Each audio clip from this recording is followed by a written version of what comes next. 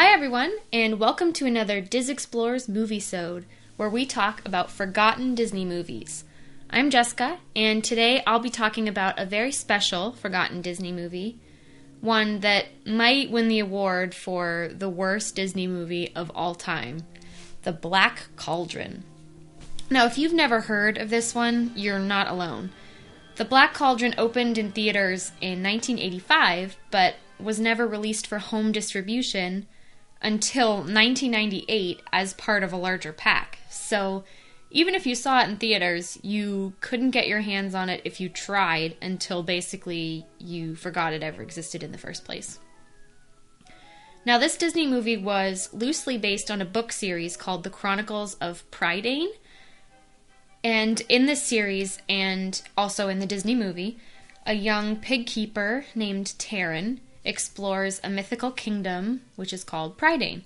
And it's loosely inspired by ancient Wales, and so it's definitely kind of a rural pasture setting, which is pretty common for the start of Disney fairy tales.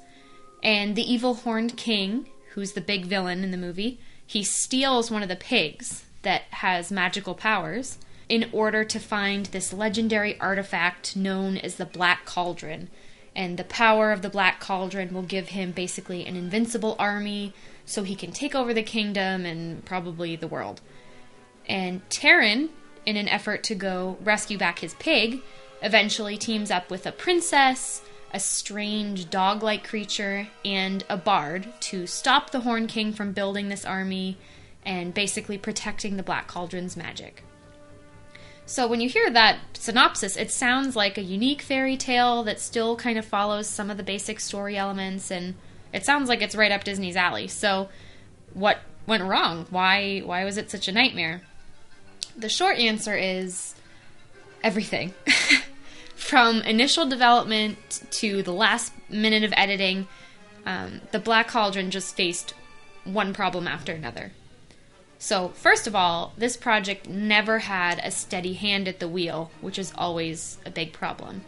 Disney acquired the rights to the original book series in 1971, and the movie changed teams of story artists, animators, producers, directors over and over and over before the 80s. So in just a short span of time, it completely changed hands over and over again. So they barely had time to really get started on a new concept or idea before it was canceled and a new team came in. And each team that came in had a completely different idea about every element of the story. They couldn't agree on if it should be more funny or more dramatic.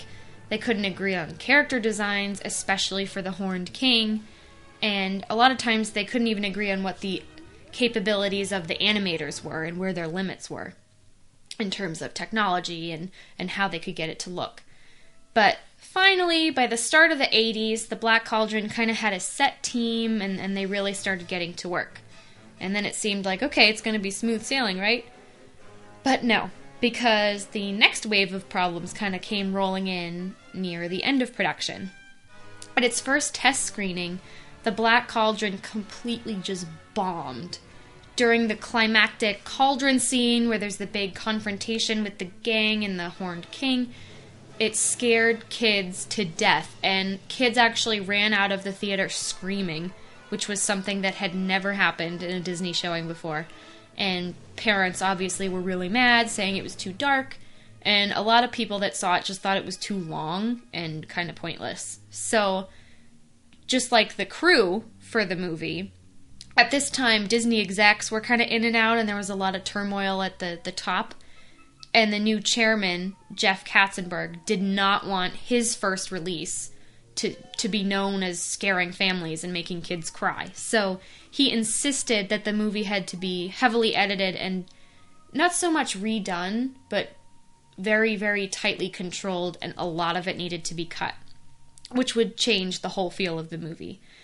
The producers and actually CEO Michael Eisner, they protested heavily, saying they didn't want it changed, that it would mess with the flow of the story and it would make the movie worse. And it got pretty contentious to the point that Katzenberg, the chairman, actually took the film and started editing and cutting sequences himself until Eisner promised that they would cut it down and treat the movie with respect, but still kind of meet somewhere in the middle. But unfortunately, cutting the darkest bits really didn't save this movie at all. When it finally hit theaters, it grossed less than half of its budget and was received lukewarm to negative, depending on the critic. And Disney was so frustrated and embarrassed by everything that happened around the film that its only home release was part of a massive classic animation release almost 2 decades later. And this movie just became known as the movie that almost broke Disney animation. And today, it's kind of, when you look back, you can see it was the culmination of just years of problems. Confusion, uncertainty, kind of like a lost identity in the years after Walt died. He died in 1966. And if you remember, this movie kind of started development in 1971. So there wasn't that much time between crisis mode and starting production on this movie. So it's not really that surprising that there was so much chaos surrounding it. Disney was kind of trying to find its new voice and remake a name for themselves now that the face of the company was gone. And with that much turmoil from the top, with the chairman and the CEO, all the way down to the animators, the Black Cauldron really never got a fair shake. There was too much drama surrounding it and uncertainty and chaos for it to ever have a solid development process, production process. And it's too bad because the story is actually really compelling and the villain is genuinely scary and has a lot of potential to be this fascinating, dark creature.